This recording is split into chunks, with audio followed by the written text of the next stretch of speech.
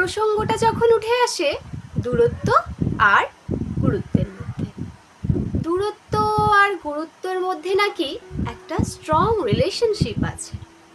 আসলে দূরত্ব না পারলে নাকি গুরুত্ব বোঝা যায় না। সেটা হতে পারে কোনো বন্ধুত্বের সম্পর্কের, কোনো ভালোবাসার সম্পর্কের, বা অত্যন্ত পরিবারের খুব প্রিয়জনের ক্ষেত্রে। তারা সবসময় সামনে থেকেও গুরুত্বটা বুঝতে পারে না, কিন্তু একটা সময় যখন তাদের মধ্যে দূরত্বটা বেড়ে যায়, তার কিছুদিন পর পর বা কিছুটা সময় পর তারা গুরুত্বটা বুঝতে শেখে। এই দূরত্ব আর গুরুত্ব নিয়ে অনেক লেখকরা অনেক ধরনের কথা বলেছেন, তারই কিছু পাঠ। নিজেকে ভালোবাসো, নিজের কাজের গুরুত্ব বোঝো, অনেকেই বলে থাকেন এই কথা।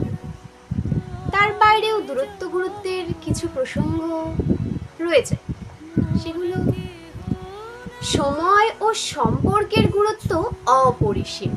সত্যিই সময় আর সম্পর্কের গুরুত্ব অপরিসীম, এগুলো শেষ হবার নয়। সেই সুবাদে একটা ইংলিশ লাইন রয়েছে, সুবাদে না হলেও একটা ইংলিশ লাইন, যেটা হলো never search your happiness in other, it will make you feel alone. Search it in yourself, you will feel happy even when you are left alone. আসলে চিরকাল না নরম থাকতে নেই। নরম থাকতে থাকতে মানুষ আমাদের সম্পর্কে এমন একটা ধারণা পুষে নেয় যে নরম ভেবে, আলগা মাটি ভেবেই পা দিয়ে পিষে চলে যায়। এক একটা সময় নিজেকে লোহার মতন শক্ত করে তুলতে হয়, যাতে চাইলেও কেউ আর পা দিয়ে পিষে চলে যেতে না পারে। একজন কবি বলেছেন, আমি সমস্তই দেখিলাম, সমস্তই বুঝিলাম, যে গোপনে এসেছিল তাহাকে গোপনেই যেতে দিলাম। কিন্তু এই নির্জন নিশীথে সে তার কতখানি আমার কাছে ফেলিয়া গেল, তাহার কিছুই সে জানিতে পারল না।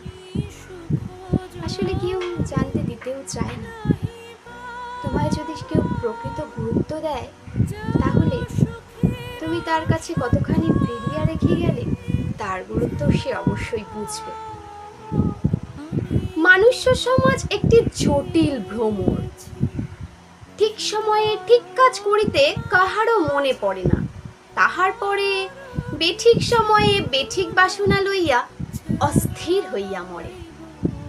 আমাদের মনুষ্য সমাজ ঠিক এরকম। সময়ের কাজ যদি সময়